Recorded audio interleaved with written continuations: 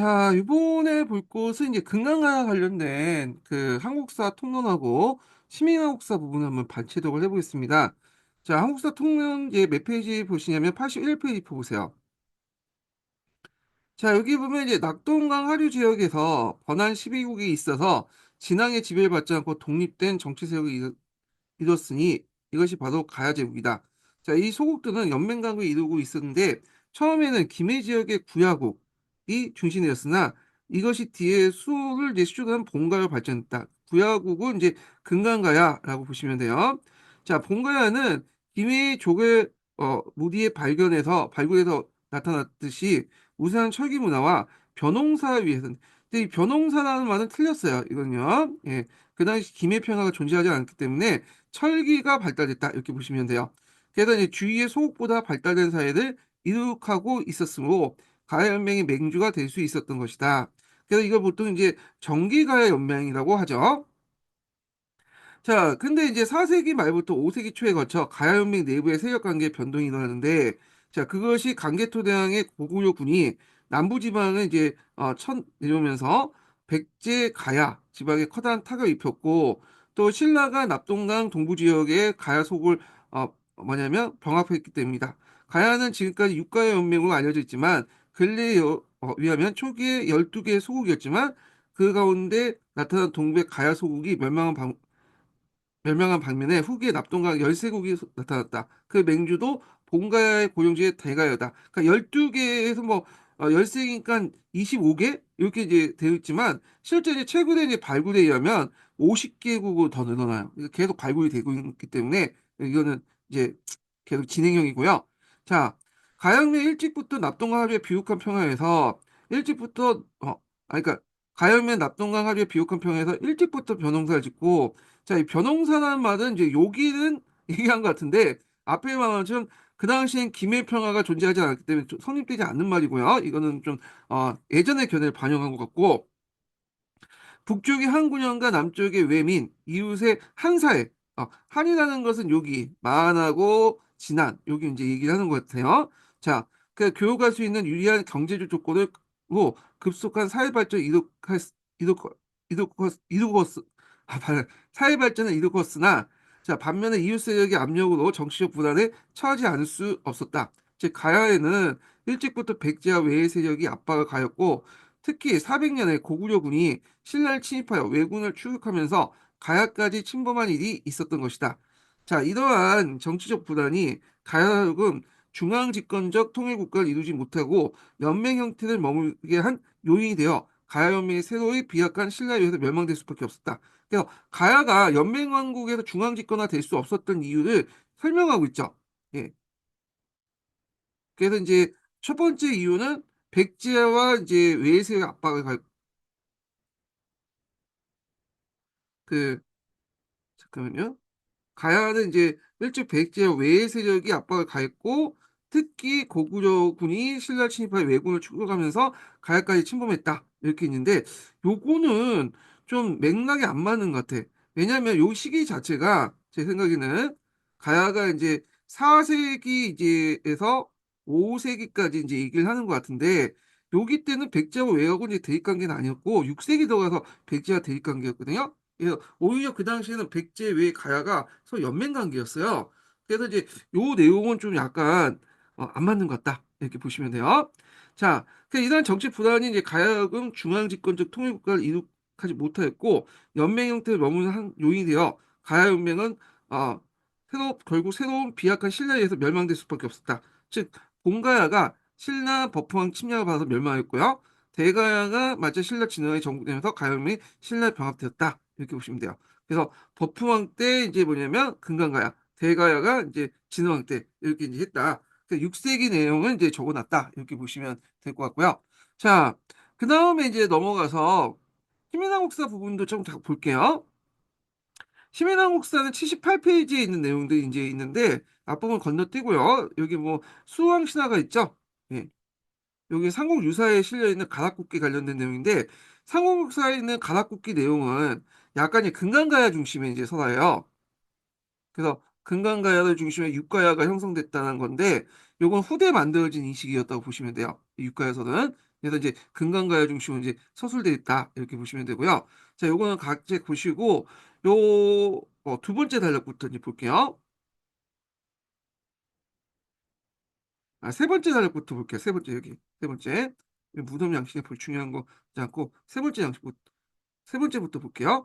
금강가야는 한반도 서남 해안에 일본 열도 이어지는 해도와 낙동강수를 만난 교통 요지에 자리 잡았다. 자, 이 지역의 변환식의 철이 풍부하게 생산됐고 이들 바탕으로 금강가야는 주변 지역과 활발한 교육을 하면서 가야 소국 가운데 중심 역할을 했다. 4세기 후반에 고구려 백제의 각축전이 치밀하는 가운데 가야 지역에서도 국제관계 새롭게 재편됐는데 가야는 점차 외와 함께 백제 중심 외교망에 들어갔고 금강가야 해상교통 교육망을 위축시킨 결과를 낳았다. 자, 특히 금강가야는 그 당시 백제와 함께 한반도에 활동했던 외병의 중간 기착지로 제공했다가 400년에 신라가 지원하기 위해 나섰던 고구려군의 공격을 받고 큰 타격을 입었다. 그래서 이제 이때 그 고구려군의 공격을 받고 타격을 받은 것은 이제 계기로 대가로 넘어갔죠. 예, 이렇게 좀 기억을 해두시면 되고 여기 보면 좀 약간 시각이 좀 다를 수 있지만 심부셈이나 뭐 그런 단책에 보면 금강가야가 그 당시 해상 주도권에 뭐 위축시키는 것을 했다라고 이건 좀 약간 해석의 여지가 있어요. 아마 이때 이제 그 관련된 내용들이 뭐냐면 해상풍 어, 포상팔국의 난이라는 난이 있어요. 포상팔국. 그래서 가야의 그 당시 금강가의 지배권 둘러싸고 네 분이 있었거든요. 그래서 거기에서 승리해서 금강가야가 뭐 주도권을 장악했다라는 설도 있어요. 예. 그래서 이때 해상교육망이 위축된 결과가 나왔다는 거는 일종의 관점이다 이렇게 보시면 되는데 하여튼 그 당시에는 고구려 백제 가축 중에서 백제, 가야, 그 다음에 외가 한 편을 묶었다 이렇게 이제 보시면 될 것 같아요. 예. 자, 그래서 이제 이렇게 있고 그 다음에 넘어가서 대가야 세력 확대를 이제 보겠습니다. 두 번째 달력 볼게요. 자, 대가야는 철강 개발과 농업 발전을 바탕으로 성장했다.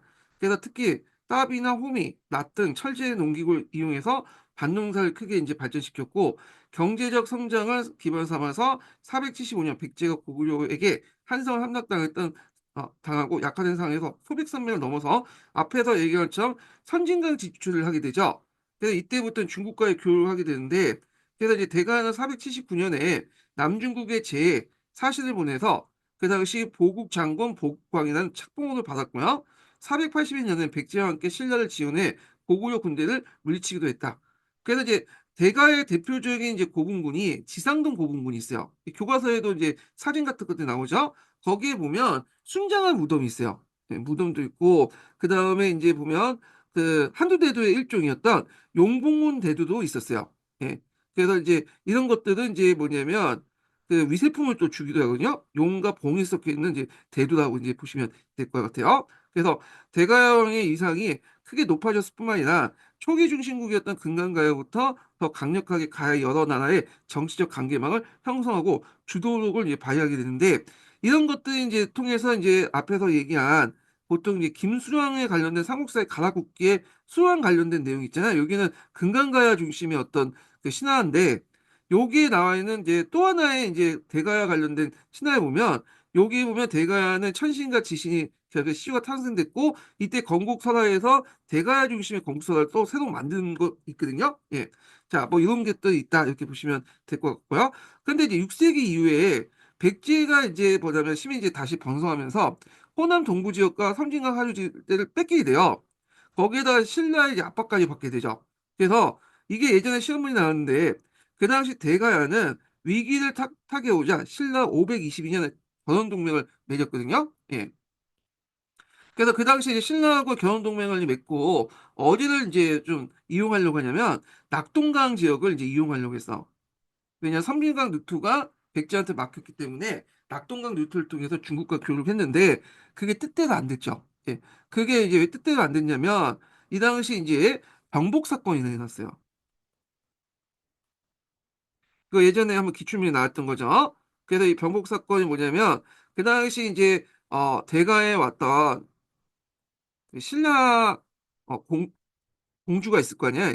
이참 비지의 딸이라고 하는데 하여튼 공주단 이동이 왔고 그 수행원들이 있을 거 아니야. 수행원들. 그래서 이 사람들이 이제 뭐냐면 신라 옷을 입고 있었거든요.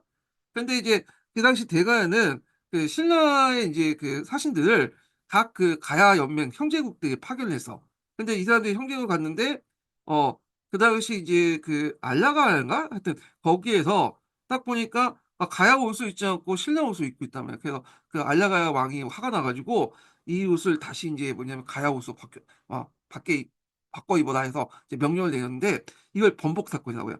그래서 이 소식을 듣고 신라가 이제 이참에 한번 그 뭐냐면 가야를 치자 해서 그 당시 군대를 이끌고 뭐냐면 그 가야 연맹을 공격했어. 그래서 가야 연맹이 몇 개국을 점령한 사건이잖아요. 그래서 이걸 계기로 해서 완전히 인제 뭐냐 견동이 깨지게 되고요. 그 대가야의 위신이 확 떨어지게 되죠. 어 자 그래서 결국에는 인제 뭐냐면 6 세기 들어와서 이제 차례차례 멸망하게 되는데 이걸 보겠습니다.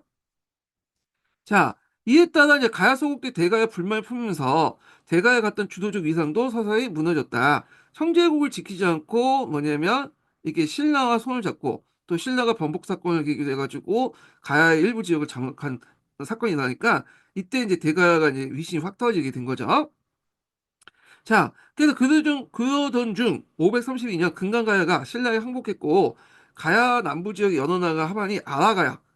이 아라가야가 이제 뭐냐면 그 6세기 때 중심 가야였어요. 알라가야, 아라가야 이렇게 있는데 자, 그러면서 이제 동료 유지하려고 했다. 그래서 대가야를 중심한 지역과 아라가야를 중심한 지역으로 분열되는 것이다. 백제와 신라는 이러한 상황을 이용해서 그 당시 가야 지역을 분할 흡수됐고 가야의 여론하는 백제의 기대 신라 진출을 막으려 했지만 결국엔 562년 결국 대가야마저 신라에 흡수되었다. 이렇게 이제 보시면 되겠습니다. 자, 그래서 이제 이렇게 이제 한번 봤고요. 넘어가서 자 여기 보면 삼국의 중앙집권 체제에 그 마련하다 관련된 볼게요. 요거는 그냥 삼국이 어떻게 중앙집권 체제에 마련된 개념적인 내용들을 적어놨어요. 한번 읽어볼게요. 예.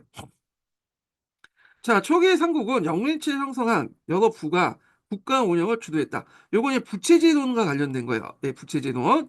각 부의 대표제도는 이루어지는 회의체인 고을 제가회, 백제 정상회의, 신라 하백회의 등과 해서 왕과 함께 참석하여 국가의 중요 일을 결정했고요. 그 다음에 삼국은 불교 공인, 율령 반포, 간등제 확립을 통해서 점차 왕을 중시한 통치체가 성립되었고 고구려는 10여간 등, 백제는 16간 등 그 백제 16강, 신라 17강 등제를 마련했고 관리들은 간등에 따라 정해진 강복이었다. 자, 요거는 이제 간등제 관련된 내용은 뒤에 제가 이제 한 통 읽으면서 다시 좀 얘기를 해보겠습니다. 자, 삼국은 중앙집권 체제를 강화하면서 지방 통치 제도를 정비하면서 주요 거점에 지방관을 파견했다. 그래서 이제 초창기 때 삼국이 중앙 집권하면서 이제 지방 통치를 정비했는데 보통 이제 우리가 생각하는 영역 지배는 나중에 이고요. 처음에는 거점 지배를 했어요. 거점 지배를. 그러다가 이제 9년 단위로 이제 뭐냐면 이렇게 지방관을 파견했는데 이것도 완전하게 파견한 것도 아니에요. 우리가 이제 생각하는 완전하게 이제 뭐냐 지방관을 파견했던 시기는 여러분들 알 때 조선시대 들어가서요. 예. 근데 상대적으로 볼 때 앞에 삼국시대 전기보다 후기가 뭐냐면 이제 점점 거점 지배에서 영역 지배 넘어갔다. 지방간 수도 좀 늘어났다. 상대적 의미에서 이제 보시면 되겠어요. 그다음에 삼국의 지방 제도는 군사 성격이 강하고 지방 간이 군사 지휘관 역할을 했다. 자, 요 부분은 나중에 제가 또 이제 여기 그 뒷부분에 이제 한 통 읽을 때 다시 얘기하고요. 자, 이제 다시 이제 여기에서 이제 고구려 넘어가 볼게요. 고구려.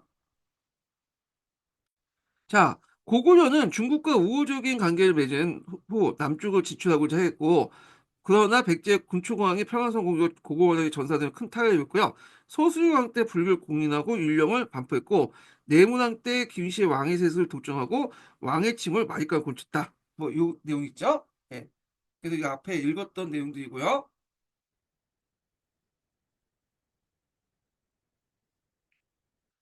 그 다음에 이제 여기 보면 칠지도 관련된 내용이 있으니까 보시고 이거 칠지도 관련된 내용이 예전에 기출문에 나왔어요. 예. 그리고 여기 보면 어 그 백제 고구려 평양성 공격 관련된 내용 있죠. 예. 그래서 이거 백제 본계 근초공항에 있는데 요거 한번 읽어보시고요. 예. 자, 그 다음에 이제 강개토 대왕 부분을 이제 보겠습니다. 강개토 대왕. 자, 고구려 소수의 왕 체제를 정비하고 안정을 되찾아 후 강개토 왕과 장수왕 때 넓은 영토를 했죠. 그래서 고구려는 강개토대왕 때 백제를 공격하여 여성을 이제 빼앗고요. 외의 공격에 시달렸던 그 신라를 대규모 군대를 보내어 왜군을 그 격퇴했다. 자, 이런 내용이 어디에 적혀 있냐면 강개토 대항비에 적혀 있어요. 삼국사기에는 없는 내용이야. 예. 그래서 강개토 대항비에 보면 그 당시 이제 그 백제를 공격해서 그 당시 아신왕을 이제 무릎 꿇고 그 다음에 그 당시 외에는 이제 백제가 가야 이제 돈을 받고 신라를 대신 공격했던 거죠. 대리전쟁을 했는데 이때 신라의 대규모 군대를 보내면서 왜군을 격퇴했다. 그래갖고 이제 삼국사기에는 어떻게 이 기록이 나와 있냐면 왕의 말이 슬피 울었다. 무릎을 꿇고 슬피 울었다. 그 정도 은유적으로 표현되어 있는데 강개토 대항비에는 분명히 나와 있어요. 그냥 신라 입장 볼 때는 이걸 이제 기록을 남기기가 좀 그러니까 안 남긴 것 같아. 그렇지만 여기에는 강개토 대항비에 이제 있기 때문에 그걸 이제 알게 된 거죠. 자, 이후 가야 지역에서 공격을 하고 신라의 고구려 군대를 주둔했다. 그래서 이제 그때 신라가 고구려의 도움을 받아갖고 여러 가지 고구려 선진 시스템을 받아들였잖아요. 그렇지만 고구려가 요게 이제 군대도 주둔시키고, 예, 이거 중원 고구려 위에 나오죠. 그리고 뭐냐면 신라의 어떤 내정 간섭도 되게 그 뭐냐면 어, 내정 간섭도 있죠. 자, 그래서 이제 그 가야 지역의 이 맹주였던 금강가야는 강개토대의 공격으로 타격을 입었고 이후 대가를 중심으로 후계가야 연맹이 결성됐다. 자, 그리고 이제 또한 강개토 대왕은 중국과 주변국을 공격해요. 요동 지역과 만주 일대 영역을 확장했다. 이렇게 보시면 되고요. 여기 밑에 보면 고구려 천하관이라는 게 있어요. 예, 요거 좀 기억을 해두시면 될 것 같아요. 요거는 고구려 중시의 천하관 관련된 내용이 한 두 번 나왔나? 이렇게 이제 그 나왔던 문제인데 고구려의 천하관을 왜 강조하냐면 이게 동국공정하고 이제 관련돼 있어요. 자, 동국공정에 보면 고구려와 발해는 누구의 역사죠? 중국의 역사고, 그 다음에 중국의 지방 정권이잖아. 그래서 이제 우리나라에서는 이런 동북공정의 어떤 그 역사인식을 깨기 위해서 고구려가 독자적인 중국과 다른 독자적인 천하권을 갖고 있다라고 이제 그걸 되게 강조를 하고 있거든요. 그래서 중국식 천하관은 여러분도 알다시피 자신을 중화로 보고 여기 사방에 사이관이라고 하죠. 북쪽에는 북적, 그리고 동쪽에는 동이, 그리고 서쪽에는 서융, 남쪽에는 남적. 우리는 동이가 속하잖아요. 그러니까 일종의 배타적 세계관이야. 그런데 이제 이 고구려 천하관은 중국의 영향을 받긴 했어요. 사이관 같은 것도 중국의 영향을 받았잖아요. 그래서 이제 얘네들은 이제 어떻게 생각하냐면 유목민의 천하관도 있고 중국인들의 천하관도 있고 고구려 중심의 천하관도 있다 이렇게 본 거야. 그래서 이제 고구려 중심의 천하관은 어떻게 해석하냐면 똑같이 서영, 북쪽, 남만, 동이 이렇게 이제 보고 있고 여기 이제 카테고리 자기 안에 범위에 들어가 있는 지역은 만주나 한반도가 되는 거죠. 그래서 중국 본토라는지 외라는지 일본은 자기의 어떤 이제 뭐냐면 그 천하관 속에 들어가 있지 않은 거야. 그래서 자신이 고구려가 이제 중심이면 나머지에 그 고구려 중심을 뒷받침할 수 있는 그 제후국들이 필요할 거 아니에요. 그런 제후국들이 이제 말갈이라든지, 음, 그 다음에 이제 거란이라든지, 그 다음에 거란이 이제 백제라든지 신라 같은 나라들이 자신의 제후국이 되는 거야. 그래서 나중에 뭐 강개토대왕이나 장수왕 때 고구려가 힘이 강했잖아. 그러니까 백제나 신라를 뭐냐면 아예 그냥 장악해갖고 자기 통합을 할 수도 있었거든요. 근데 항복만 받고 그냥 했던 것들은 뭐냐면 고구려 중심의 천하관의 입각을 볼 때 자신의 제후국이 필요할 거 아니에요. 그러니까 백제와 신라를 자신의 제국을 삼기 위해서 살려만 줬다. 이렇게 이제 보면 될 것 같아요. 그래서 이런 것들은 고구려 중심의 천하관이라고 보시면 되고 예전에 두 번 정도 나왔어요. 두세 번, 세 번 나왔나? 세 번 정도 나왔거든요. 그래서 요거 좀 기억을 해두시면 될 것 같고요. 그래서 이 고구려 중심의 천하관이 볼 수 있는 것이 뭐냐 하면요. 여기 어 충주 고구려 비문 그러니까 중원 고구려 비문이죠. 이 중원 고구려 비문은 이제 그 장수왕하고 눌지왕에 맺어진 내용인데 그 내용을 보면 그 당시 그 눌지왕을 이제 가리켜서 뭐라고 하냐면 동이 매금이야. 야, 자 매금은 이제 앞에서 얘기한 것처럼 그 마리간의 뭐냐 동이어라고 했죠. 2층이고 여기에서 볼 수 있는 게 동이야.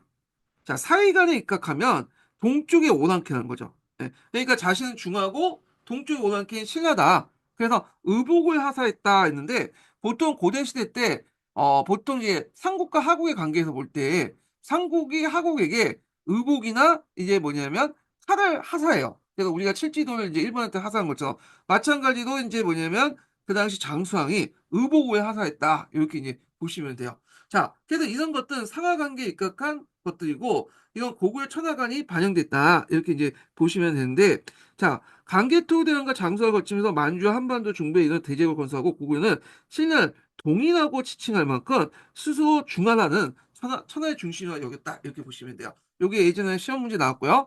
그러면 고구려만 천하관을 갖고 있었냐? 그건 아니에요. 고구려 외에도 백제, 신라, 우리가 도저히 이제 얘네들이 천하관을 가질 수 없다고 생각한 외에도 그 당시 일본도 천하관을 가지고 있었어. 이런 것들이 이제 뭐냐면 그 동아시아 교과서 예전에 그 관련된 내용이 나와 있거든요. 그래서 이 고구려 천하관 파악을 해두시면 되겠습니다. 자, 그 다음에 장수왕을 읽고 이제 뭐냐면 심화교재, 그 판통이나 시민한국사 한번 읽어볼게요. 예, 일단은 장수왕을 읽어보겠습니다. 장수왕은 중국의 남북조와 동시에 교류하면서 안정된 외교를 유지했다. 그래서 이 장수왕은 외교의 달인이죠. 그래서 보통 우리가 이제 다면 외교라고 하잖아요.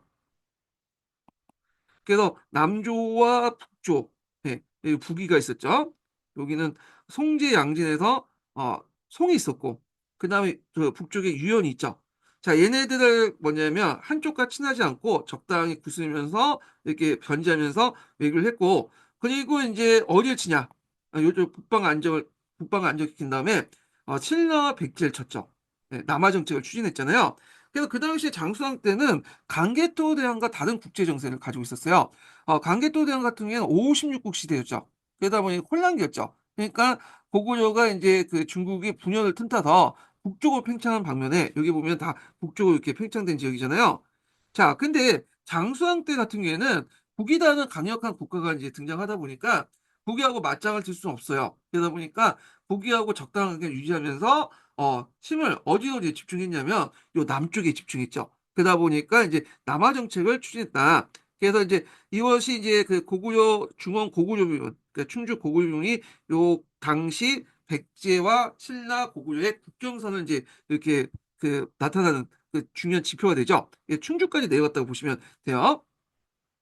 자, 그 다음에 장수의 또 업적 중에 하나가 뭐냐면 남진 정책을 추진하면서 남진 정책의 근거지로서 이제 평양이 하잖아요. 그래서 평양으로 천도했다. 예전에 이제 뭐냐면 고구려는 이 국내성이었잖아. 예, 국내성에서 장수왕 때 평양으로 천도했는데 자 여기에서 이제 평양을 천도했는데 이때 평양이 어디로 천도했냐 하면 여기에서 이제 보통 어 산성 그 다음에 그 평제선 체제잖아요. 그 산성은 이제 뭐냐면 안악상성 있고요. 아 잠깐만 대성산성이죠. 안악산성이 산성은 이제 대성상성에 이제 있고 평저성은 아래에 있는 성들은 이제 안악궁성이 있어요.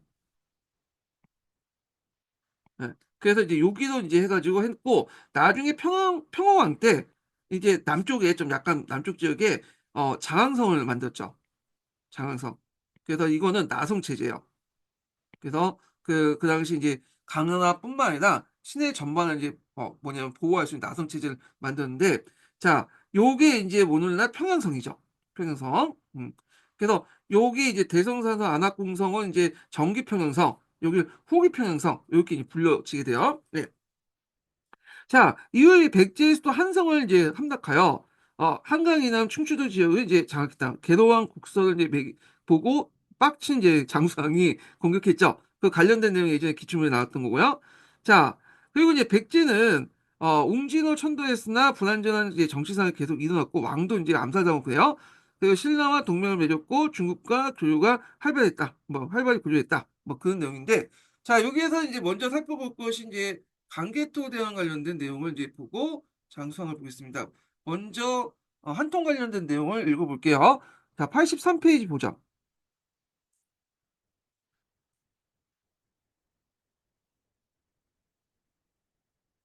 자, 여기 보면 두 번째 단락부터 볼게요. 자, 고구려는 태조왕 때부터 고대 국가를 완성했고 이어서 소수왕 때 국가의 토대를 마련했다. 뭐 태학 수립, 설립, 불교 수용, 뭐 율령, 반포 이런 것도 있죠. 그리고 강개토 대왕과 장수왕 때 이루어 국토를 이제 크게 확대하였고 그 전성을 맞이했다. 강개토 대왕 그러니까 시기적으로 4세기 후반에서 5세기 초반 때 이제 왕이죠. 그래서 특히 이제 활발한 정복 사업을 전개해서 영토를 넓혔으니 지금의 퉁구는 오늘 국내에서 일대 지역을 얘기해요. 퉁구에 남아 있는 강개토 대항능비에서 알 수 있다. 강개토 대항비 의문은 이제 크게 세 가지로 구성돼 있죠. 하나는 건국신화, 그다음에 또 하나는 이제 뭐냐면 강개토왕의 정복 그 관련된 내용들, 그리고 또 하나는 수모임 관련된 내용이 있어요. 그 묘를 지키는 사람들, 장수왕 때 만들었다고 이제 보고 있는데 태양은 바로 앞에 강개토 대왕비가 있어요. 그래서 이 강개토 대왕비를 통해서 삼국사기에 적혀 있지 않은 이 강개토의 여러 업적들을 볼 수가 있는. 예. 근데 최근에 이제 임날본과 관련돼서 그래서 신묘일주 기사가 문제가 됐던 거죠. 그래서 400년에 이제 신묘일주 기사에서 기병과 보병을 이제 5만 명 이끌고 어디까지 갔어요? 종발가야, 금강가에 공격을 했는데 그 해석을 이제 둘러싸고 이제 임나일본부의 어떤 일본 측의 임나일본 근거가 되고 그런데 자 하여튼 그렇고요. 그래서 이제 이 관련된 내용이 여기 이제 있으니까 한번 읽어보세요. 예. 자, 이 비문은 그가 죽은 후 공적을 적어 세운 것으로 이에 의하면 그는 서쪽에 어, 후연은 이제 전쟁이 망하고 나서 모용시 후손들이 다시 세운 연나라예요. 요소 지역에 있는 거죠. 그래서 후연을 거부하고 오랫동안 수고했던 요동 진출이 이뤘다. 그러니까 요때 요동 진출은 요동을 완전하게 이제 자기 땅을 만들었다. 이렇게 보시면 돼요. 그래서 요거와 관련돼 갖고 그 산성 관련된 내용이 나오는데 보통 이제 그 당시 이제 좀 보면 여기 보면 요하가 있잖아요. 요하의 여러 성들을 만들어요. 그래서 이제 백암성부터 해서 신성, 그 요동성, 그 다음에 이제 안시성 등등등을 해갖고 요하를 중심으로 요동방어선을 이제 구축을 하거든요. 요동방어선을. 요 관련된 내용이 강개토 대왕 때 그때 했다. 이렇게 이제 보시면 될 것 같아요. 요거 객관식 기출문제 언급했던 거예요. 자, 그 다음에 동북은 숙신. 오늘날 이제 뭐냐면 그 일종의 이제 말갈족의 여진족의 일종이라고 보시면 돼요. 숙신을 복속시키고 만주 땅을 차지했으며 남쪽은 백제일 정부의 임진강까지 중부 지역은 한강상류까지 진출하고 또 외에 침해받은 신라를 도와서 가야 연맹까지 군사를 보내 왜군을 무찌르는 등 1생 동안 64성 1400촌을 공파했다고 한다. 자, 이리하여 이제 고구려는 요동을 비롯해서 만주 지역의 주인공이 되었고 남쪽은 백제를 공격하고 신라를 원조하여 그 판도가 한강 상류까지 이루게 되었다. 강개토 대항 비문에 그의 시호를 뭐라고 적기는 국강산 강개토 그 다음에 국강산 강개토경 평안 호태왕이라는 명인데 국강산이라는 것은 이제 뭐냐면 강개토왕의 장지예요, 장지. 그러니까 묻힌 장소야. 어, 보통 그 고구려 왕 같은 경우에는 자신의 장지, 묻힌 장소를 이제 뭐냐면 시로 삼거든요. 그래서 뭐 동천왕은 동천에 묻혔고 서천왕은 서천에 묻혔기 때문에 이렇게 이름을 붙였는데 이 사람은 국강산에 묻혔어. 그래서 국강산에 묻혔고 그다음 강개토당에 그 보면 강개토 이렇게 있는데 강개토라는 것은 뭐냐면 넓은 영토를 넓혔다라는 의미에서 쓴 거고요. 그 다음에 이 호라는 말은 이제 뭐냐면 그냥 미칭이고 태양이란 말 있죠. 태양이란 말은 왕 중의 왕이라는 뜻이죠. 태양이라는 칭호를 쓴 거는 강개토밖에 없어요. 그래서 여기에서 볼 수 있듯이 또 고구려 중심의 어떤 천하관을 이제 볼 수 있는데 황제가 거의 태양하고 비슷한 의미죠. 그래서 내가 이제 왕중의 왕이고 나머지는 제후왕이다. 뭐 이런 뜻이 의미가 있는 거예요. 자, 하여튼 이는 그의 전국 사업을 따른 국토의 개척에 기념하는 명칭이었고 이때 영락이라는 용어를 사용했다. 그래서 우리나라 최초의 연호라 할 것은 연호라고 할 것으로 그 다음에 태양과 홍친과 함께 대구구식을 표현한 것이다.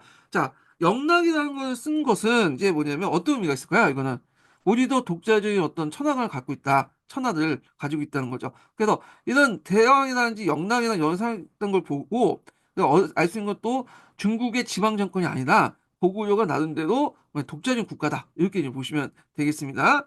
그래서 연호 같은 경우에는 의미는 아시죠? 지금 뭐 2025년이니까 한 해 이름이 2025년이잖아요. 한 해 이름을 정해놓은 게 연호예요. 그래서 그 한 해 시작점과 그 끝점을 정해놓고 하는데 이거는 누가 정할 수 있냐면 황제가 정할 수 있는 거예요. 한 해를 관장하니까 황제만을 공포할 수 있는 건데 이걸 우리나라 이제 그 국왕들이 공포했다는 건 의미가 있는 거죠. 물론 이거는 약간 내재 외양 측면에서 안에서는 황제 골칭했지만 밖에 중국과의 관계, 조공 책봉 관계에서는 이거 쓸 수는 없죠.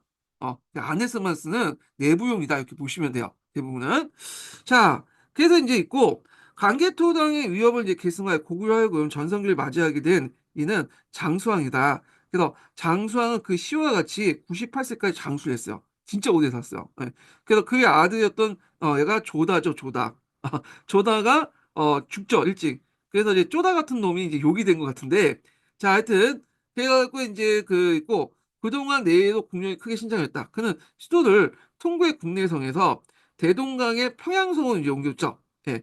그래서 앞에서 옮길 때 이제 대성산성, 안악궁성 이렇게 이제 옮겼고 평양성으로 옮긴 게 아니에요. 오늘날 그 장항 그 예전에 장항성이라는 평양성 옮긴 게 아니고 자, 이래서 이제 밑에 보면 그 당시 평양청도의 의미가 나와 있어요. 그래서 평양청도의 의미가 나왔는데 이걸 보시면 되는데 고구려는 대동강 유역의 풍요한 경제적 부를 항유하고 그 다음에 과거 고조선민 낙랑군의 문화적 유산을 차지하여 정치, 경제, 문화적인 면에서 비약적인 발전을 도모할 수 있는 기반을 마련했고요.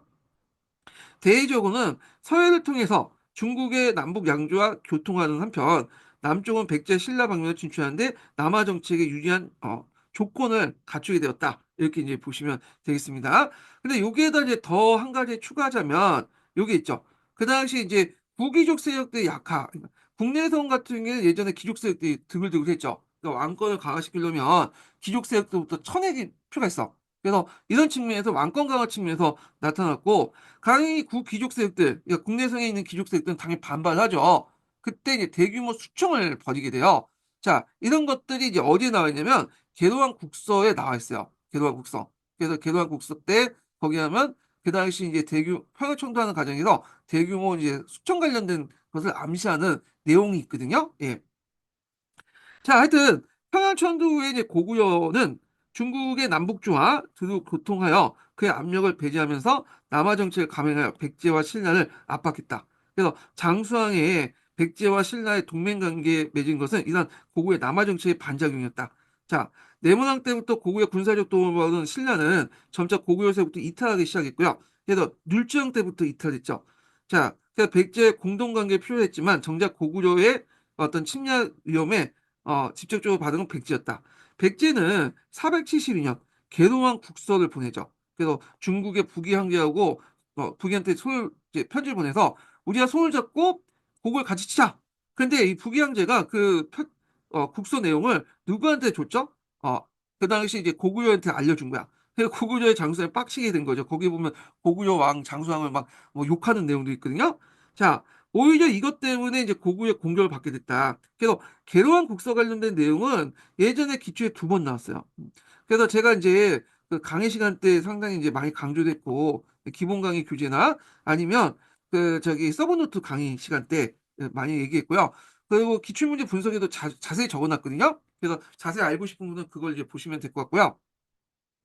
자, 그래서 고구려는 475년 3만 명의 대군을 보내어 백제를 공격해 서울 한성을 이제 함락하고 계도왕을 붙잡아 죽이니 이는 이에 백제는 서울의 남쪽에 웅진 지역으로 옮기게 되죠. 공주죠. 이 웅진이 산호 둘러싼 지역이기 때문에 방어하기는 되게 좋아요. 여기가 되게 그래서 웅진성이 상당히 방어하기 좋은데 그래서 예전에 이거 좀 약간 뒤에 얘기지만 이갈의 난 있죠. 이갈의 난 때 이제 이갈군이 막 이제 그 서울 공격하니까 그 당시에 이제 인조가 어디로 도망갔냐면 웅진으로 도망간 거야. 예. 왜냐면 서울 부근에 방어할 수는 없다 보니까 웅진으로 이제 도망을 갔죠. 그래서 이제 나중에 이제 서울에 돌아와서 이거 안 되겠다. 서울 주변에 좀 방어할 수 있는 외적이 쳐들 때 방어할 수 있는 성이 필요하다 해갖고 우리가 이제 남한산성 있죠. 남한산성이 그때 수축된 거죠. 예. 자, 하여튼 이렇게 있고요.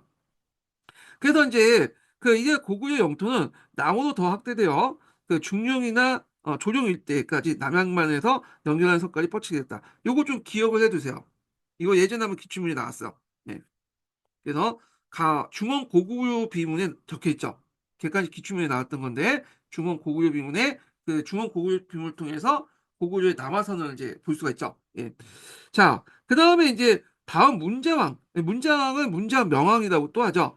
그 강개토대왕의 손자예요.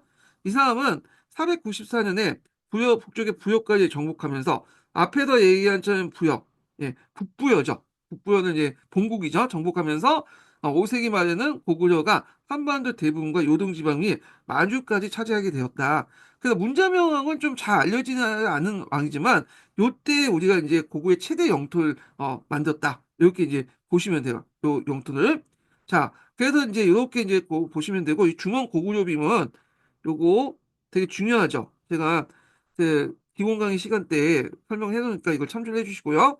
요거 좀 파악을 해 두시고 눌지왕과 그다음에 누가 장수왕이 만나서 회의한 내용을 적어놨다는데 여기가 만들어진 시점이 두 가지 서 있어요. 장수왕 때 만들어졌다. 아니면 문자명왕 때 만들어졌다. 설도 있는데 하여튼 눌지왕과 장수왕 관련된 내용이에요. 그래서 요거는 이제 이 시기 왜 중원고구려를 사였냐면 만났냐면 그때 중원고구려 비문에 나와있는 회담을 왜 했냐면 눌지왕과 장수왕 이전에 만나기 전에 이미 나제 동맹이 맺어졌어요. 그래서 나제 동맹 맺고 나서 당사 입장 올 때는 잘못하면 이제 신라하고 백제가 완전히 이제 동맹까지 맺었으니까 과업될 수 있잖아요. 그래서 눌지왕을 좀 다독이고 자신의 어떤 종속 관계를 명확히 하고자 이런 이제 뭐냐면 만나서 회담을 했던 거고 그것을 회담 내용을 적어놨는데 그 후에 20년 뒤에 이제 그런 거 무시해버리고 나제 연합군이 그 당시 고구를 공격하죠. 그러면서 이제 완전히 나제 동맹이 이제 요때 성립될 걸로 보고 있어요.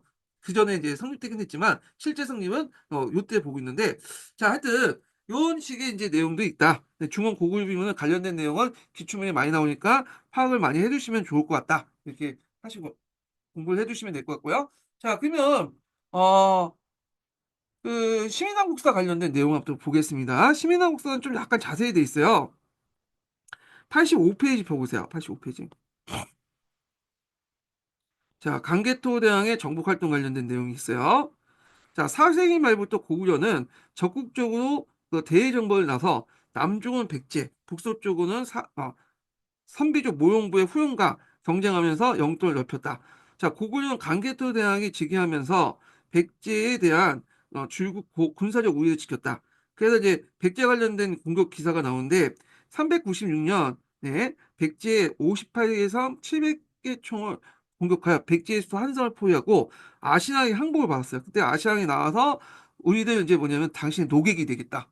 이렇게 하고 그래서 이제 이 당시 강개토 대왕비에 보면 백제를 뭐라고 좀 낮춰보면 백잔이라고 해요. 백잔. 예. 도둑무리들. 약속과 신의를 이제 지키지 않은. 그래서 아시아왕이 나중에 또 뒤통수 때리죠. 그래서 이제 그 당시 뭐냐면 고구려 아니 외하고 가를 끌어서 이제 신라를 공격하잖아요. 고구려 연맹국이었던. 자, 그래서 그 당시 고구려 백제부터 확보한 영역은 임진강 유역에서 한강상류에 거치는 지역이었다. 자, 백제전에서 거듭 승리한 강개토 대왕은 가야와 외를 포함한 백제의 동맹세력을 제압해 한반도 정세의 주도권을 장악하려고 했고 그래서 가야와 외의 연합군에 시달렸던 신라를 지원하기 위해서 400년 이게 10몇 년이냐 10몇 년 그래서 이 10년째 기사가 이제 왜곡이 많다고 그러잖아요. 10년째 기사가 있는데 이 일본을 임나일본과 연결시켜 이제 해석을 하죠. 일본에서는요.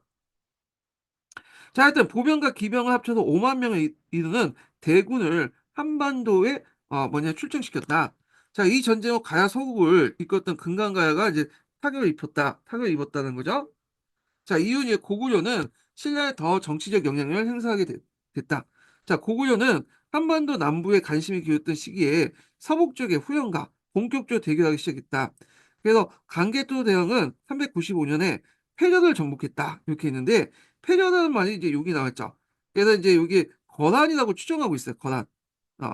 그래서 거란을 이제 정벌했고 거란의 정보는 거란에 대한 통제를 확보한 동시에 후연을 공격할 수 있는 새로운 진출을 개청한 것이다. 그러니까 요하 쪽으로 이제 공격하면 이제 요하 방어선이 있기 때문에 요하 쪽이 이제 자연 경계선이 있기 때문에 안 되니까 요 북쪽에 있는 거란을 공격해서 요 우회도를 확보하기 위한 것이었다. 이렇게 보시면 될 것 같은데 여기 요하가 있으면 여기를 우회를 확보해서 여기를 이제 점령했다는 거죠. 이렇게 공격을 할 수 있으니까. 아이고 어디야. 자, 그래서 계속 읽어보겠습니다. 어디까지 나온 거야? 네. 자, 그래서 이제 페리어 정벌의 의미를 이제 쓰면 요거 쓰시면 되겠죠. 자, 고구려와 후연의 본격적인 공방전은 400년부터 시작됐다. 400년에 후연이 고구려를 공격해 700여 개의 영역을 뺏었다.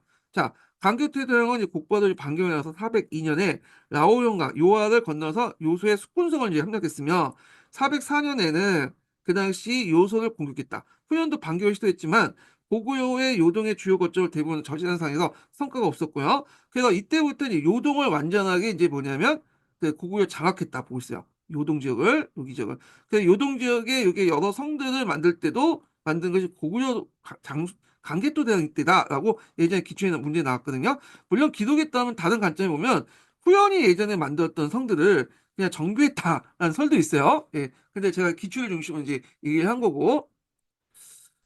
그 다음에 이제 넘어가서 이제 또 보겠습니다.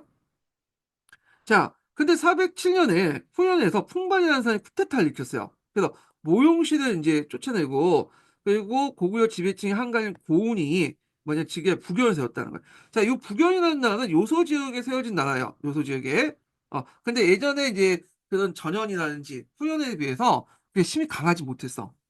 그래서 이제 앞에 고연을 내세웠다고 하지만 실제로 나중에 이제 고연을 최고하고 풍시지만이 이제 황제가 돼요. 이 사람이. 자, 그래서 하여튼 강개토대왕의 부용왕을 고운에게 종족의 예를, 이 고운이 고구려 출신이니까 종족의 예를 베풀고 고운이 하답하면 양국의 우호 관계가 맺었다. 그래서 이제 고운이 죽은 후에 실제 실력적인 풍씨가 또 왕이가 돼요. 그래서 이제 하북 지역의 부귀가 팽창하면서 풍씨 정권은 부귀를 만데 급했다. 자, 이 풍씨 지방과 관련된 내용은 나중에 이제 장수왕 때 관련된 내용하고 연결돼 있거든요. 그때 한번 또 읽어보기도 하고요. 자, 강개토 대왕의 마지막 정보는 동부여다. 자, 동부여 관련된 내용은 예전에 한번 얘기했죠. 그래서 이제 원래 이제 그 부여가 있었는데 부여에서 북부여고 동부여가 갈려서 나갔다고 했죠. 그래서 이 동부여가 이제 있는데 이 동부여를 정복한 거야. 그래서 이 동부여 정보에 관련된 내용이 강개토 대왕비에 있고 예전에 기출문제 그 국명쓰라고 나왔어요. 요거 가르치고 요게 뭐냐 동부여 이렇게 쓰시면 돼요. 이거 예전에 기출문제 나왔죠. 자, 동부여는 일부 세력인 모용시의 동부여는 부의 일부 세력인 모용시의 공격을 피해 동쪽 이동한 세운 국가다. 그래서 앞에 설명처럼 했다가 그 뭐냐면 나머지 세력들은 이제 다시 돌아와서 북부를 만들었고 그다음 잔류한 세력들이 이제 동부여가 되는 거예요. 예전에 부여 관련된 내용들 참조해 주시고요. 자, 그 위치는 대략 이제 뭐냐 중국 진해에서 동하 지역에서 두만강 하류 일대에 이르는 지역으로 추정된다. 동부여가 고구려에 정복된 후에 그 지배 세력 중 일부가 고구려 수도 옮겨가기도 했다. 자, 이렇게 해요. 강개토 대왕 때 고구려의 영역은 동쪽으로는 두만강가 하류역인 나오론강, 그 다음에 북쪽은 본래 부의 중심이었던 북쪽 송화강 중심의 진위 때, 서쪽은 나오론강 서쪽 일부에 이루게 됐다. 자, 이와 상류 시나무르 지역을 거란도. 시나무르 지역은 예전에 건한들이 이제 건한족들이 살고 있었던 지역이야. 그래서 후에 이제 건한이 이제 그 요를 세우잖아요. 그러니까 그 건한의 그 야외한 부위가 그 시나무르 일대에 이제 여러 부족들 통합해갖고 세우죠. 예. 요거 연결시켜서 한번 위치 파악을 해주시고 대략 요 일대라고 보시면 돼요. 예. 남쪽은 한강 중상류 지역을 차지했으며 신라에 대한 종주국처럼 이제 강한 영향을 행사했다. 그래서 뭐 동이매금이라는 표현에서 볼 수 있죠. 그래서 여기에서 이제 볼 수 있듯이 뭘 볼 수 있다? 고구려 중심의 어떤 천하간 을 볼 수 있다. 이렇게 보시면 되고요. 자, 그래서 강개토 대왕 때의 동북아시아 패제로서 영토적 기반과 세력권이 발현된 것이다. 그 다음에 장수왕을 보죠. 자, 강개토 대왕을 뒤이어 즉위한 장수왕은 427년 평양을 천도했다. 평양은 강개토 대왕이 이미 여러 차례 순수라는 건 뭐냐면 왕이 이제 돌아가면서 전지역을 동해서 이제 한번 살펴보는 거야. 그래서 순수는 정확히 말하면 황제가 하는 거죠. 성제가 보면 우리가 진시황 보시면 알겠지만 진시황이 여러 지역을 이제 뭐냐면 돌아다니면서 거기에 비석도 세우고 그러잖아요. 이게 황제가 하는 일이에요. 그래서 요거 이제 강개토 대왕이 했다는 거는 어떤 의미였냐? 나름대로 자신도 중심이다, 황제다 그런 의식에서 행해진 거고 후에 진흥왕도 그 행위를 했죠. 황제와 같은 행위를. 그래서 곳곳에 순수비를 세웠잖아요. 자, 하여튼 순수의 남제의 거점을 삼고 4차 아홉결 창건하는 등 천도를 준비했던 것이다. 그래서 장수왕은 그의 아버지의 뜻을 이어받아서 옮긴 것이다. 이렇게 보시면 되고요. 자, 고구려 평양천도와 곡보는 남진 정책이 이어지지 않았다. 그러나 압박을 느낀 백제와 신라는 433년에 화친을 맺고 나제 동맹을 이제 시작됐다. 그래서 한 120년 동안 이제 했죠. 그래서 이 고구려 남진에 맡아서 백제와 신라가 맺은 공수 동맹인데 433년에 시작되고 알려지나 5세기 후반을 보는 학자도 있다. 왜냐하면 아까 지금 얘기한 것처럼 원래는 그때 이제 처음 맺어지긴 했지만 중간에 그 눌지왕하고 장수왕이 또 만나요. 그래서 충주에서 만나갖고 요 회담을 하고 그게 이제 세워진 게 중원 고구려 비문이거든요. 그리고 그 후에 한 20년 뒤인가요? 20년 뒤에 뭐 그때 가서 이제 뭐냐 신라 백제 연합군이 고구려 침을 막고 그런 내용들이 나오거든요. 그래서 실제로는 5세기 후반이라고 보는 학자도 있어요. 예. 그래서 이제 있는데 그냥 우리가 이제 거기까지 알 필요 없고 433년에 하친을 맺었다 이렇게 보시면 되겠습니다. 그냥 120년 동안 유지했는데 그래서 이제 신라가 한강 유역을 차지하고 간산성 전투에서 패배한 후에 성왕이 전사 554년 동안 직전 한 120년 동안 이렇게 유지됐다 이렇게 보시면 될 것 같고요. 자, 그 다음에 이제 그 여기 뭐 직전이니까 이제 간상사적도 2년 전이라고 보시면 돼요. 552년인가 그럴걸요? 하여튼 있고 523년 그냥 523년. 예. 자, 하여튼 이렇게 있고 강개토대왕 때 고구려의 상당 영토를 뺏긴 백제는 고구려 남진에 큰 위협을 느꼈고 신라도 5세기 중반 무려 고구려의 영향력을 벗어나 움직이고 있고 이때 눌지왕이 이제 뭐냐면 그 결심하죠. 그래서 그 당시 이제 그 고구려에 주둔하고 있는 이제 아니 신라의 주둔하는 고구려군을 격파하고 그 내용들이 나와요. 그 일본 서기에 보면 수탉의 머리를 제거해라 뭐 이러는데 이거는 이제 수탉의 머리라는 거는 이제 그 수탉을 제거하는 명령이 나와요. 수탉이라는 건 수탉 그 깃을 가지고 이제 고구려인데 조우관을 만들잖아요. 그런 걸 이제 얘기를 하는 것 같아요. 그래서 그 의미는 이때 당시에 이제 고구려의 어떤 신라에 주둔하는 고구려군을 쳐냈다 이렇게 이제 보시면 될 것 같은데. 자, 고구려 나제 동맹을 경계하면서 백제의 동향을 특히 주목했다. 근데 472년 백제 계도왕이 북에 사신을 보내서 고구려 정부를 요청했죠. 계도왕 국서를 보냈잖아요. 자, 이 요청은 실현되지 않았지만 이에 자극받은 고구려 장수왕은 475년 3만 명의 군대를 입고 백제를 공격했다. 그래서 고구려군은 백제 수도 한성을 함락하면서 계로왕을 사로잡아 살해했다. 고구려는 한강 유역을 완전히 차지했으며 계속 백제를 압박하면서 남양만 일대까지 남아있다. 자, 고구려는 신라 방면에 남진했는데 468년에 신라의 실질성을 공격했고 481년에 신라의 북쪽 변경을 공격하면서 미지부까지 공격했다. 자, 남진 정책의 시효를 거두면서 고구려는 남쪽 경계선을 지금의 남양면에서 중령 일대로 거쳐서 동해안 영진, 울진과 영덕 일대로 있는 성까지 내려왔다. 자, 이로써 이제 고구려는 한반도의 삼국관계에 이제 주도권을 잡았고 백제와 신라는 군사동맹을 맺어 고구려 남하를 저지하는 데 힘을 모았다. 이렇게 있고요. 자, 여기 보면 5세기 동북아시아와 고구려와 관련된 내용인데 요거와 관련된 내용을 좀 파악할 필요가 있어요. 이 계도한 국서를 이제 이해하시려면 요 내용을 좀 볼 필요가 있거든요. 그 고구려가 왜 초창기 때는 북진했다가 남쪽은 이제 장수한테 남진 정치를 했냐? 예, 고구려의 이제 중국의 정세 변화하고 연결돼 있어요. 예, 요걸 좀 볼게요. 4세기 이후에 동아시아에는 여러 왕조와 다양한 민족이 흥망성쇠를 거듭했다. 자, 북중국은 이민족 국가들의 각축을 벌이는 5, 16국 시대에 이어지다가 439년에 북위에 통일됐다. 그러니까 요 시기 때까지는 이제 힘이 약하니까 분열되니까 북진 정책이 가능했지만 요 시기 때는 가능하지 못하죠. 그러다 보니까 남진 정책을 했던 배경이 되었다. 이렇게 보시면 될 것 같고요. 그다음 양쯔강 남쪽에는 한족 왕조인 동시에 동진에 이어서 송이 등장했어. 이 송을 이제 개도한 국수에서 뭐라고 되냐면 유송이라고 해요. 송나라가 좀 몇 개 있잖아요. 우리가 알고 있는 이제 남송, 북송도 있고. 근데 이걸 유송이라고 해서 저 구분하는데 유유가 세웠기 때문에 유송이라고 해요. 예. 그래서 보통 이제 있는데 있고요. 자, 5세기 중엽에 중국 대륙이 남북으로 양분되는 그 남북 질서였던 것이다. 북의 북쪽에는 유목민 유연이 있어요. 유연. 그래서 유연이 세력이 떨치고 있었고, 이건 이제 제가 중국사 시간 때 좀 얘기했지만, 유연하고 대립되는 그 국가 북이거든요. 근데 북이가 이제 탁발부가 세웠잖아요. 얘네도 이제 유목민족이고 얘네도 유목민족이기 때문에 북이는 얘네들의 어떤 형태를 잘 알고 있어. 그래서 이 다른 그 유목민족들은 돌고리라든지 뭐 위구르라든지 뭐 흉노라든지 하는 거는 다 한족 국가를 대상으로 했기 때문에 막 공격하고 약탈했는데 유엔은 그렇지 못했어요. 얘는 돌고리 저기 그 북이가 알고 있거든 유목 국가의 생리를. 그래서 이건 나중에 좀 얘기할게요. 제가 오히려 두들겨 맞았다 이렇게 보시면 돼요. 예. 그래서 당시 가장 큰 세력의 큰 나라는 북이었고 남조의 송, 유송과 북쪽의 유연이 손을 잡으면서 북위를 견제하고 있었다. 자, 고구려는 이걸 잘 이용했죠. 그래서 이제 국제 정세를 다 판을 잘 읽고 그 당시 이제 서로 등거리 외교 관계를 하면서 서로 견제하는 그런 정책에서 북방을 안정화시켰다. 이렇게 보시면 돼요. 그러니까 고구려는 이제 이때 고구려는 장수왕 때요. 자, 고구려는 남북조와 유영 등이 대립하는 정세를 적극적으로 이용하는 외교 전략을 구사했는데 장수왕은 일단 이제 그 당시 동진 후에 이제 이 유송호 바뀌죠. 하여튼 동진의 사적을 파견했고 70년에 만에 중일 남조 국가의 교수를 제기했다. 엄밀히 말하면 동진은 남조가 아니에요. 네.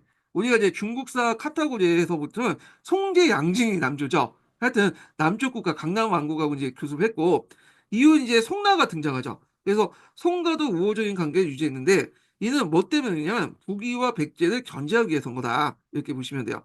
자, 그러나 국경을 접하고 있는 건 북이죠. 그래서 북이를 적대국으로 여긴 것이 아니어서 양국 간에도 사신이 오가기도 했고 그래서 고구려가 북이와 송의 우호적인 것만 아니었다. 때는 그들과 같이 갈등과 출동이 있었는데 대표적인 사건이 풍 사건이에요. 이거 예전에 한번 10년도 기출문제 아주 어렵게 나올 때 한번 나온 적 있어요. 그러니까 435년, 435년, 438년에 북영과 그 국왕의 풍웅의 거취를 둘러싸고 고구려가 북이와 송과 각각 대립하면서 군사적 충돌 벌이는 있었어요. 예. 그래서 이제 요걸 좀 약간 설명을 하면 자, 이 풍웅이라는 사람은 원래 북연의 그 왕이죠. 홍씨지만 왕이잖아요. 근데 그 당시에 북이가 북연을 압박해뒀어요. 그러니까 더 이상 이제 여기를 지킬 수 없으니까 북이가 이제 용성을 공격하고 그 당시 북연의 수도가 용성인가 그랬거든요. 거기를 이제 공격하니까 그 당시 그 부경의 왕이 고구려한테 SOS를 치는 거야. 우리를 좀 도와달라고. 그래서 고구려가 부경은 이제 수도를 갔죠. 근데 북이군하고 싸우면 자기도 고구려가 이제 외교적 마찰이 있었다 생각하니까 이 풍원과 그 왕족들과 주민들 다 데리고 나왔어. 사람만 끌고 온 거야. 그래서 수도는 비워두고. 그래서 수도와 땅은 너네 가져라. 우리는 사람만 갖겠다 해서 고구려가 이제 데리고 왔는데 그래서 풍원을 한 곳에 이제 정착을 시켰는데 얘가 좀 주제 파악을 못한 것 같아. 그래서 그 당시 장수왕의 신기를 이제 뭐냐면 그 해치는 행위를 많이 했죠. 자기가 막 황제처럼 이렇게 굴고 그래갖고 하니까 이제 고구려가 이제 열받은 거죠. 장수왕이. 그러니까 이제 안 되겠다 해가지고 풍웅이 송나한테 SOS를 친 거야. 그래갖고 송나가 이제 얘를 구원하는 과정에서 고구려와 충돌이 있고 결국에 풍웅이 죽고 송나가 하신도 죽고 그래 도와준 장군도 죽고 뭐 이렇게 해갖고 이제 외교를 바쳐 있었고요. 그리고 이 사건 때문에 풍웅 사건 때문에 북이하고 고구려가 좀 사이가 다 나빠졌어요. 그래서 앞에서는 잠깐 이제 교류를 했다가 잠깐 이제 한 십몇 년 동안 또 뭐냐면 외교 관계가 단절이 됐어요. 예. 그래갖고 이제 다시 이제 장수왕 말기 때 다시 복원이 됐는데 그 미묘한 그 사이 관련된 외교 관계 내용이 그 예전에 객관식 기출 문제 나왔어요. 예. 그래서 요거 관련된 내용은 제가 객관식 기출 문제 번석에 자세히 적어놨거든요. 그 좀 파악을 해주시고요. 자, 그러나 북이와 이제 송이 대립하는 국제 정세 속에서 장수왕은 자신의 뜻대로 이제 사태를 수습할 수 있었다. 자, 장수왕은 북이와 적대했던 유영과 우호 관계를 또 맺었고요. 그래서 이제 479년에 유영과 손을 잡고 대흥왕령에 있는 상매에 거주하는 지도에 대한 분할 점령을 깨하기도 했다. 자, 이렇게 장수왕 때 고구려는 북이, 남조, 유연 등 등거리 외교 관계. 등거리 외교 관계라는 것은 한쪽과 손을 잡지 않고 이게 세력 교류를 통해서 상호 견제를 통해서 외교를 하는 걸 등거리 외교 관계를 하는 거야. 근데 지금 북한이 그걸 잘하고 있죠. 중국과 소련 중에 왔다 갔다 하면서 이제 외교를 하잖아요, 지금. 그러니까 동아시아 국제관계에서 세력 균형을 유지하는 한쪽을 탐당했다. 당시 남조서에서는 북위에서 사서에 간절을 뒀는데, 아니, 북위에서 사신에 간절을 뒀는데, 남제의 간서가 제일 크고, 고구려 간서가 그 다음이었다. 그래서 고구려 위상을 기록했고요. 또 489년에 북위에 방문한 외국 사신들이 모인 자리에서 남제 사신을 고구려 사신과 나란히 앉게 하자, 남제 사신이 고구려의 이제 그 북위 정부에 항의안이 있었다. 약간 발해사 할 때 재장 사건 있죠. 재장 사건. 그래서 이제 이때 이제 그 신라하고 발해 사신이 어디 아닌가에서 논쟁을 했잖아요. 이거 비슷한 것 같아. 예. 그래서 당시 이제 고구려 국제적 위상은 고구려 중심의 독자적 세력관을 뒷받침하였다. 예. 그래서 이렇게 있고 그 밑에는 고구려 중심의 어떤 천하관이 깔려 있다. 이렇게 보시면 될 것 같아요. 근데 고구려 주변에 이제 어떤 주변에는 백제, 신라, 외를 비롯한 거란, 말간 등 다수의 국가와 민족이 있었고, 그러나 국제 무대에 행사했던 영향력에서 고구려와 견주할 곳이 없었다. 오히려 고구려는 말갈과 권한 등 영역 내 혹은 영역 외의 각 세력을 편식시켜. 그러니까 고구려 입장일 때는 요 만주와 한반도는 자기의 나와바리라고 생각하거든. 그러니까 얘네들은 자기가 포섭한 세력들이야. 근데 여기 이제 외 같은 건 포섭할 대상이 아니죠. 오면 이제 쫓아내는 그 역할을 했다. 이렇게 보시면 될 것 같아요. 그래서 백제와 신라를 제압해 동북아시아 고구려 중심의 라는 역학관계를 구성했다. 자, 이는 5세기 동북아시아 국제관계는 중원이나 유목세계가 거리를 둔 채 고구려를 중심으로 운영되었다. 그래서 고구려는 만주와 한반도를 먹고, 고구려 중심 세계관이죠. 뭐 중국은 너네들이 알아서 먹고, 그리고 유연은 너네들 유목세계를 간장하고, 이게 세 개의 이제 구성된 천하관을 갖고 있었어요. 다원적 천하관인데, 이런 고구려 중심의 천하관, 그리고 다원적 천하관, 이런 개념들은 후에 고려에도 영향을 줘요. 고려에도. 그리고 예전에 한번 시험 문제 나왔던 이 풍웅의 망명 사건과 외교적 갈등인데, 이거 한번 읽어보세요. 이거 예전에 한번 기출문제 나왔던 거기 때문에 한번 풍웅 정도의 이름을 외워두시는 것도 좋을 것 같아요. 예. 그래서 이제 이런 내용들 이제 보시면 될 것 같고요. 자, 그 다음에 이제 여기 보면 이제 그 고구려에 대해 그 관련된 내용 중에 요것만 좀 더 보고 갈게요. 자, 6세기 이후 이제 그 문자명왕 이후에 이제 고구려 상황 관련된 내용인데, 요때 이제 고구려 상당 혼란기였어. 요 부분을 좀 읽어보겠습니다. 자, 고구려는 494년에 부여를 완전히 병합하고, 이 부여를 완전히 병합했다는 말은 뭐냐 하면, 앞에서 얘기한 것처럼 부여가 두 개의 부여가 있었죠. 동부여, 북부여. 이렇게 있는데, 동부여는 강개토대왕 때, 북부여는 뭐냐면 장수왕 때, 아니 문자명왕 때 병합했어요. 물론 이제 북부여 같은 경우에도 이미 이제 거의 나라가 쇠망해가지고 거의 왕실이 거의 이제 고구려에 의존하고 있었던 거예요. 근데 공식적으로 문자왕 때, 문자명왕 때 이렇게 뭐냐면 그 이렇게 부여를 완전히 병합을 했다. 그래서 이때 이제 최전성기를 누려요. 영토상. 그러나 이후에 이제 귀족 간의 내분이 이어지면서 국력이 서서히 기울어졌어요. 그리고 이때 이제 또 북쪽에는 누가 등장하냐면 돌고이라는 세력들이 등장해. 이 돌고는 유형보다 훨씬 강하거든요. 예. 그러다 보니까 이 돌골, 그리고 남쪽에 누가 또 들어와요? 나제 동맹이죠. 그래서 남쪽엔 나제 동맹 공격하고 북쪽엔 돌고를 공격하는 아주 위기의 상황이 있었단 말이야. 근데 거기에다가 또 뭐냐면 귀족 간 내분이 이어진 거야. 위기죠. 그래서 이제 문장을 뒤에서 이제 안장왕이 피살된 걸 추정하고, 안장에 의해서 이제 그 동생 안호왕이 이제 그 즉위하는데, 이 안호왕에는 세 명의 부인이 있었어요. 이게 일본서기에 나와 있는 내용인데, 이 안호왕에 세 분이 있었는데, 그래서 이제 대부인, 중부인, 소부인 이렇게 세 명이 있는데, 대부인의 아들 낳았으면 다행인데, 아들이죠. 이게 없었어. 그래서 중부인의 아들이 있고 소부인의 아들이 있었어. 그러면 어차피 이제 큰아들이 아니기 때문에 지네끼리 싸울 수 있는 거잖아요. 그래서 이제 왕위를 둘러싸고 싸움이 나. 그래서 안원왕이 홀딱홀딱 할 때, 위독할 때 싸움을 가지고 중부인하고 소부인이 싸웠어요. 어떻게 하면 자기 아들을 세울까? 그래서 중부인이 지원하는 세력들을 추군이라고 하고요. 소부인이 세웠던 그 세력들을 세군이라고 했어. 그래서 이제 했는데 결국엔 누가 승리하면 중부인, 추군계가 승리했죠. 그러면서 이제 이때 추군이 승리하면서 그 소부인 계통의 이제 세군들의 그 세력들을 대규모 학살했어요. 그 기록에 보면 3천 명 정도 죽었다고 하거든요. 그래서 이제 지도층의 내분이 일어날 거예요. 예. 그래서 이제 그렇게 해서 이제 즉위한 왕이 야노왕이에요. 그래서 이제 그 후에도 중앙귀족들 사이에 내분이 이어졌다고 짐작했고, 이런 것들은 이제 삼국사 기록에 나와 있는데, 고구려의 해랑법사라고 유명한 사람이 있어요. 이게 다 그러면요? 이게 왜? 네. 자, 여기에도 관련된 내용인데 한번 보면요. 551년에 고구려 해랑법사는 중령 이북의 고구려 영토를 공격했던 거칠북에게 고구려의 정치가 어지러워 언제 멸망할지 모르겠다고 신라 망명했다. 원래 이제 거칠부는 이제 그 해랑법사의 제자로 들어갔어요. 예전에 이 사람이 고구려 스파이 역할을 했거든요. 그래서 들어가서 해랑법사하고 좀 친분이 있었던 상황인데, 해랑법사가 이 내분을 보고는 더 이상 이제 살아남기 어렵겠다 해갖고 신라에서 내려온 거죠. 예. 그래서 거칠부가 이제 예전 스승을 이제 반갑게 맞아주면서 그때 해당법사가 했던 얘기예요. 예. 그래서 고구려는 내분을 겪으면서 신라 백제 연합군이 한강 유역을 뺏겼다. 백제 연합군에게. 그래서 이 당시에 이제 위쪽은 돌골, 남쪽은 나제 동맹 공격했고. 그러니까 네 번 있었잖아. 그래갖고 안 되겠다 해가지고 이제 그 위기 상황을 돌파하고자 뭐냐 만든 것이 귀족 연립 체제가 형성되죠. 그래서 특정한 몇 개의 이제 힘 있는 가문들이 이제 뭐냐면 손을 합쳐가지고 왕을 허수아비로 만들었고 자기가 독점 그 가두 지배를 하는 몇 명의 집안들이 이제 가두 지배를 하는 그런 체제를 만들었다. 이게 예전에 한번 기출문이 나왔어요. 부채제는 이제 끝난 후에 관련돼 갖고 이제 귀족 연립 체제가 형성되거든요. 또 관련된 내용이 예전에 시험문이 나왔으니까 좀 파악을 해두시고요.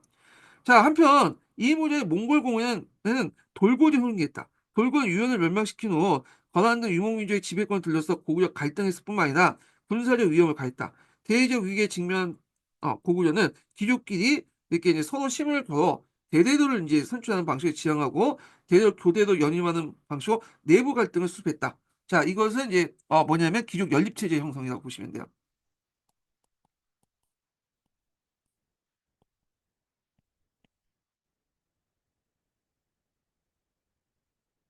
자, 그래서 귀족 연립체제 형성의 성립 배경은 고구려 중심으로 볼 때 대외적으로는 그 당시 돌골 나제 동맹의 공격, 그 뭐냐면 내부적으로는 내부 분열이죠. 예. 그래서 이 앞에서 얘기했처럼 안호왕 즉위 과정에서 이제 세군기가 싸웠잖아요.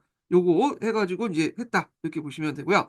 그러면 어떻게 대비했냐면 그 당시에는 자 일단은 고구려 같은 경우에는 전선이 크죠. 예, 땅이 넓으니까. 특히 양계 전선을 보면 북쪽에 또 돌고 관련된 전선이 있고 남쪽엔 나제동맹 관련된 전선이 있어요. 근데 고구려 위협 대상은 1순위가 돌고이고 나제동맹 2순위야. 일단 돌고를 막아야 되잖아요. 그러다 보니까 이 돌고는 이제 막으려면 병력을 북쪽으로 이제 서북 쪽으로 이제 집중시킬 필요가 있겠죠.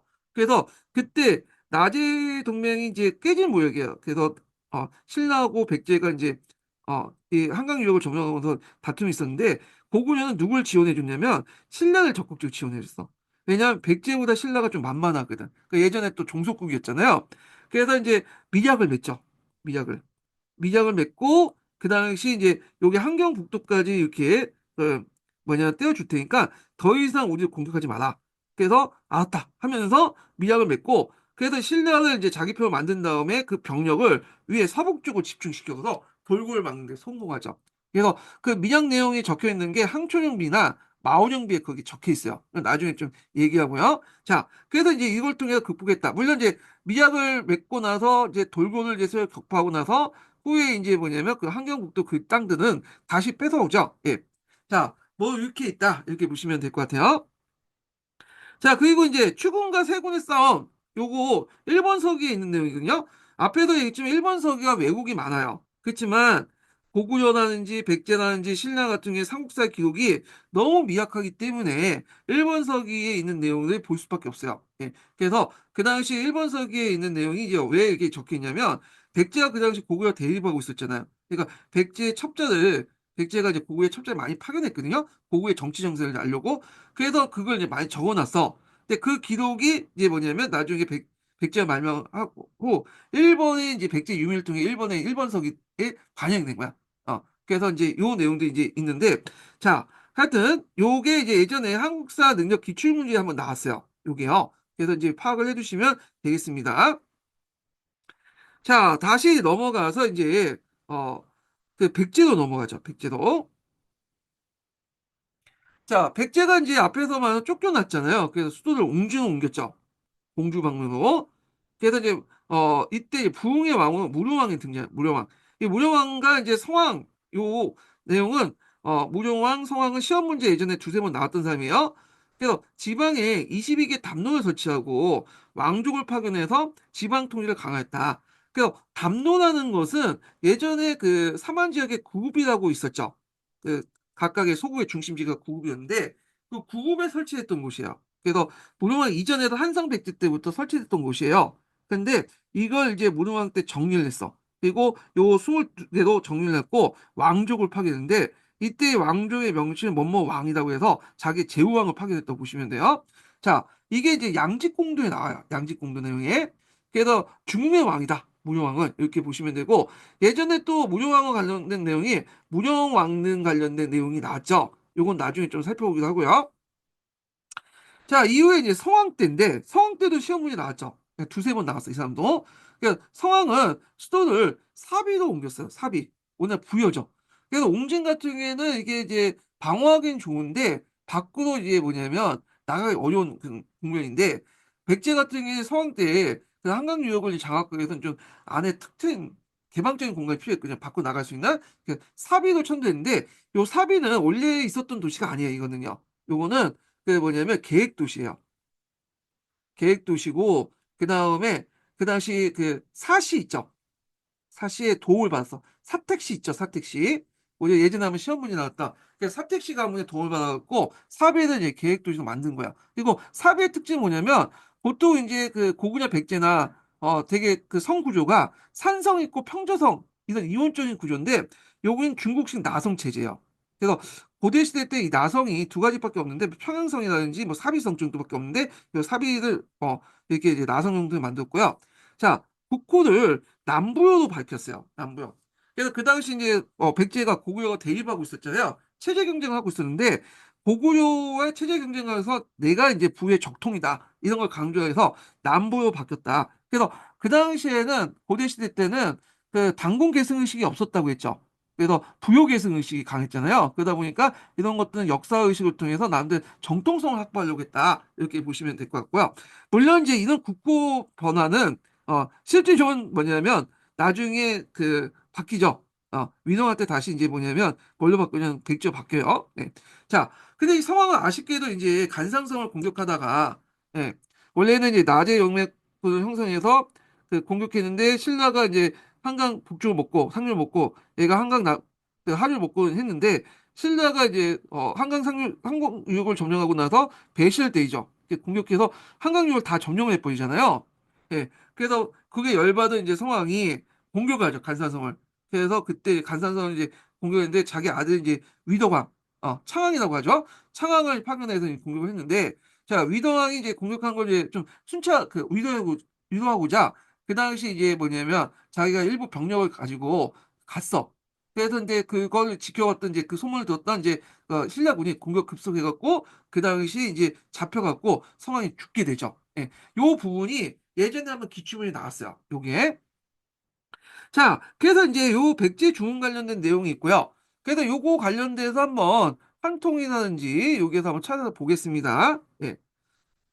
자, 한통 86페이지 한번 볼게요. 86페이지.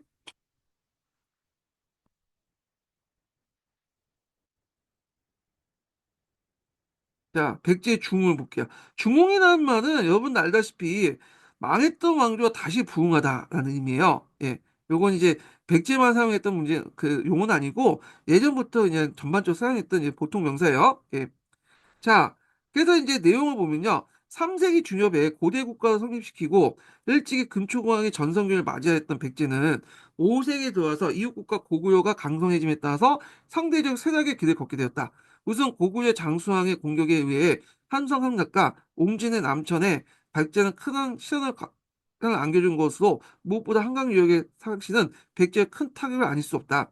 또한 왕권의 실추와 그 당시 이제 진시와 헬씨 등 왕비족의 창건은 이렇게 있는데 원래 진시와 헬씨는 앞에서 얘기한 것처럼 이 당시 온조 계통의 왕족들은 왕통을 이제 강화시키기 위해서 협력했던 가문이었는데 그래서 왕비족을 삼았죠. 근데 이때는 완전히 이제 뭐냐 왕권을 능가하는 그 가문을 바뀌게 된 거예요.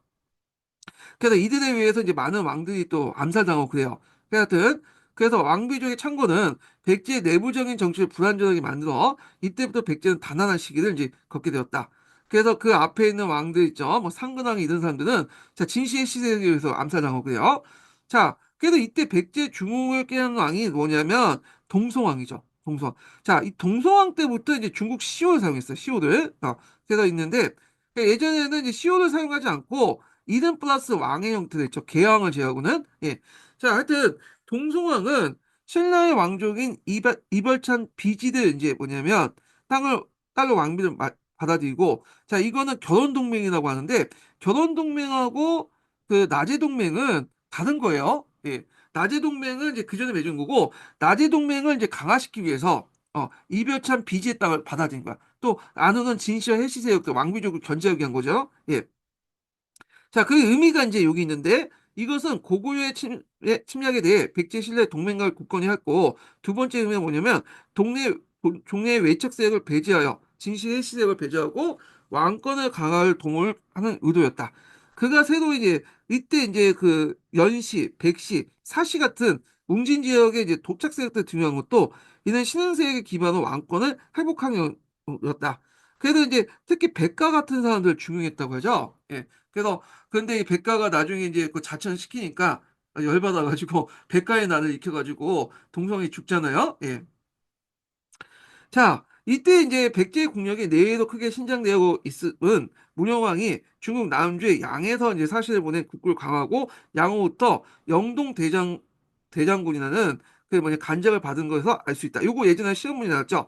그래서 양한테 이제 사신을 보내서 했는데 양나라에서 이 사신도를 그린 게 있어.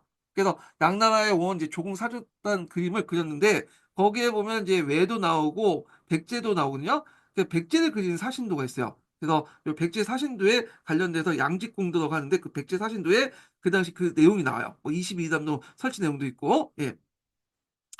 자, 그래서 이제 요 관련된 내용이 있고요. 그 다음에 이제 문흥왕 지석 관련된 내용이 있는데 요거 나중에 좀 얘기를 더 하겠습니다. 요 부분은. 자, 요거 예전에 한번 시험에 나왔던 거거든요. 자, 그 다음에 이제 있고 어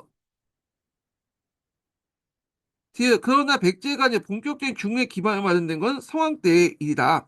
성왕은 협창 운진에서 강대한 발판 사비로 이렇게 이제 했고 사비는 아까 전에 계획도시라고 했죠. 사택시 집안의 도움을 많이 받았다고 해요.